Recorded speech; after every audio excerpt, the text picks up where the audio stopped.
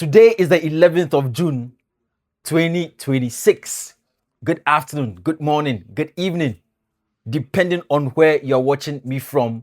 The World Cup is here, and my name is Joshua Holotu. This is Onside, and I'm here to give you a brief breakdown on the first game, the opening match for this particular tournament, which is going to be between Mexico and South Africa. But as you can see on my screen, the World Cup is the biggest footballing event on the globe.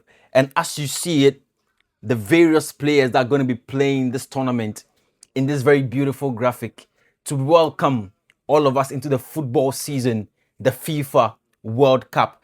And to quickly tell you briefly about the history, especially when the games are played in that part of town. The last time that USA hosted the World Cup was in 1994. And during that year, Brazil, they won it for the fourth time.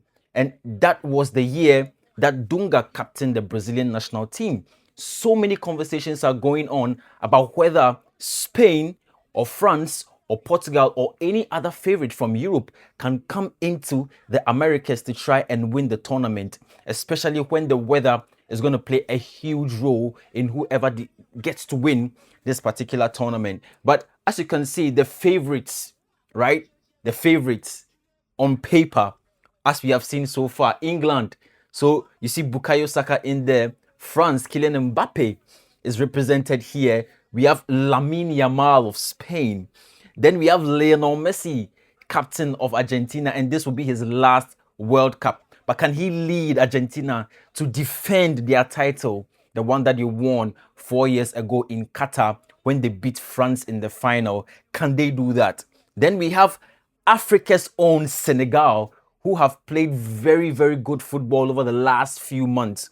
We saw how they performed in that AFCON final when they played with Morocco. Of course, their case is still with the Court of Arbitration for Sport, but Senegal is a must-watch in this tournament. Then Japan, who I think are my dark horses, could they surprise us at this tournament? Asia have not really represented so well in the FIFA World Cup for a really long time. Can Japan come in with some scares for the European and the African teams and all the other teams that are participating? Then we have Portugal's Cristiano Ronaldo, whom so many people are tipping may be a standout performer, and people also make a case for him that he should be able to lead Portugal to the promised land this time around, because again, this is going to be his last tournament, major tournament. Of course, he's 41 years old, and you don't see how he's going to play in the next FIFA World Cup.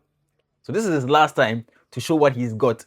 And definitely, for those who are Ronaldo fans, maybe you'd side with me. Maybe you'd also, have different thoughts. But do you think Ronaldo can lead Portugal to win the World Cup? Of course, in there, they are favorites, but do they have the intensity, the pedigree to come in as strong opponents and strong contenders for this particular tournament? Then we have Brazil's Neymar. You know the controversy that surrounded his inclusion in Brazil's World Cup squad, but he is going to be there. I think this may be our last time seeing Neymar in the team, because I don't see how he is also going to be playing in the next FIFA World Cup. So these are the stars we're going to see. These are the favorites for this particular FIFA World Cup that's going to be happening in Canada, USA, and Mexico. Now, today is game day. Today is match day. The game is between Mexico and South Africa. Now, for historical perspectives, do you remember when we played that FIFA World Cup in South Africa in 2010? This was the opening match. So this time around in 2026, we are seeing a repeat of the opening game of the 2010 FIFA World Cup. How interesting that is, and how football can tell certain stories at different times in history. So South Africa, this is a graphic from 2010 when Shabalala scored that beautiful goal to open the scoring in the tournament. And this was a celebration that the Bafana boys put up. So it's been 16 years already since that tournament was hosted. And they are playing again in this opening game at the Estadio Azteca in Mexico. And I think that one of the main contenders for this particular World Cup that may come up as a dark horse could be Mexico. you could make a case for the fact that they may go straight to either the quarterfinal or the round of 16 before they exit the tournament. And I think as a host nation, they would want to do that because yes, between Canada, USA, and Mexico, you would want to give them the benefit of the doubt that they are the stronger side amongst the three. So if none of the host countries makes it out of the group stage, that could be disastrous. So Mexico coming into this tournament, coming into this first game, would want to hit it and hit it well so that it could give them a good chance of finishing either top or in second place in their group before they make it out of the group and play in the knockout phase. Now let's look briefly at their statistics and also some of their dynamics, because Mexico is 15th on the latest FIFA World Rankings. 15th.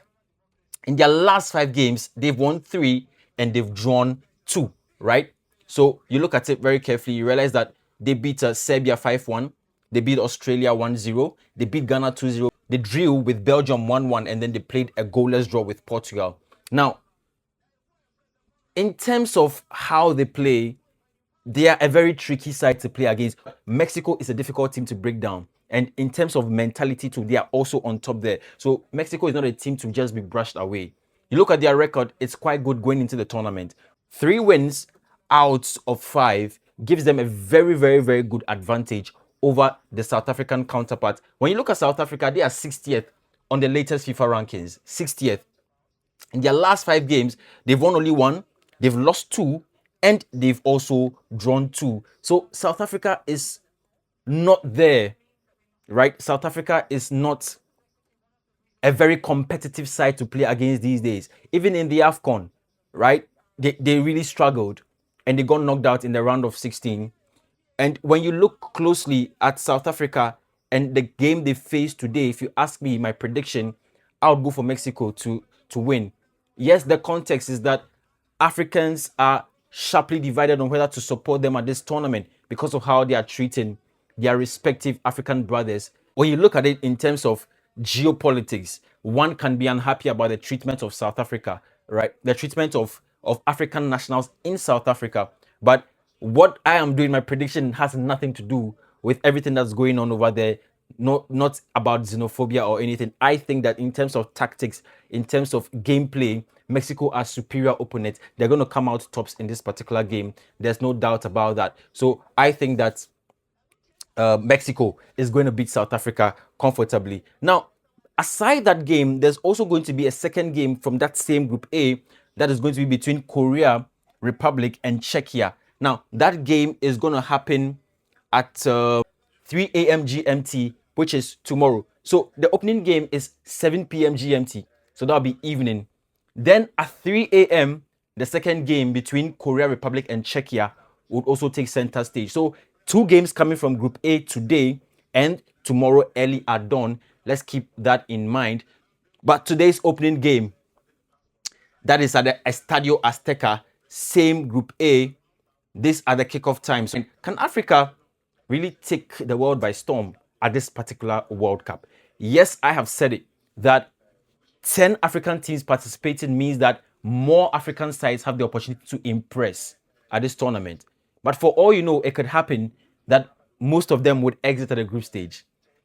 But the fact that we have 10 African countries in this tournament means that we could have more African teams progress to the round of 32, the round of 16, and potentially the quarterfinal. But South Africa are the first to go. Let's see how they perform this evening. But per my assessment and per my prediction, Mexico will be a difficult opponent for them to break down. So I expect Mexico to win this game comfortably. And talking about this South African team, this year is 30 years since that South African team of 1996, won the AFCON for the first time in their history when it was hosted in their backyard.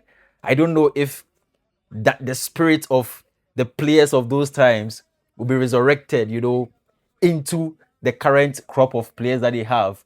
And you can tell for a fact that all of those legends will be watching keenly to see how South Africa perform at this World Cup. They haven't really done a lot after their hosting of the World Cup in 2010. We've not seen them at the global stage. This will be the first time that they are participating in the World Cup after South Africa 2010 when they hosted it. So the likes of Dr. Kumalo and Neil Tovey, Lucas Radebe, Mark Fish, Mark Williams, Sean Bartlett, you know, I mean, the spirit of those guys needs to enter into the current crop of players that the South Africans have to see how they could perform at this particular tournament. But we wish our African brothers well. So these are my predictions for this particular tournament. I think Spain is going to win. On paper, they have been revealed as the favorites. It may change in practicality, but I would want to follow that and give them the benefit of the doubt that they have everything that it takes to take the world by storm and win this World Cup. My top scorer would be Kylian Mbappe. Kylian Mbappe, brilliant performance for France in 2022. And I think he's coming into this World Cup with a lot of lessons learned and with sharper instincts to be a killer at the goal. Kylian Mbappe would win the top scorer. Then the best player, I think, would be Lamine Yamal. The best player will be Lamine Yamal. He is still young and is still a developing player, but I think he has what it takes to win the best player award for this particular tournament. Then the best young player, I think, will be Desiree Doué. Desiree Doué, PSG, plays his club football for PSG. And I see him and I'm so excited the way he plays, right? Looks very focused and dedicated. And on any day, he could punish any opponent. My dark horses will be Japan. Japan is a very tricky Asian side. And I think they would want to bring a surprise to this tournament and try and prove that they also have what it takes to also compete at the highest level. So Japan are my darkest horses. Then Senegal would be my best performing African country. Yes, in the AFCON, they won it on the pitch. And now it has been taken away from them and given to Morocco. I said earlier on that their case is still with the Court of Arbitration for Sport. But the kind of performances that they put up, super impressive. Senegal is a team that can punish any side on any day. Bring your France, bring your Spain, bring your England. Senegal is a team to watch. And I think they're going to shock us and give us the best performing country from Africa. So these are my predictions for the World Cup. What are your predictions? You can drop it in the comments. Let me know as the games begin. I want us all to enjoy the World Cup because when the World Cup comes around, it comes around just once in every 4 years.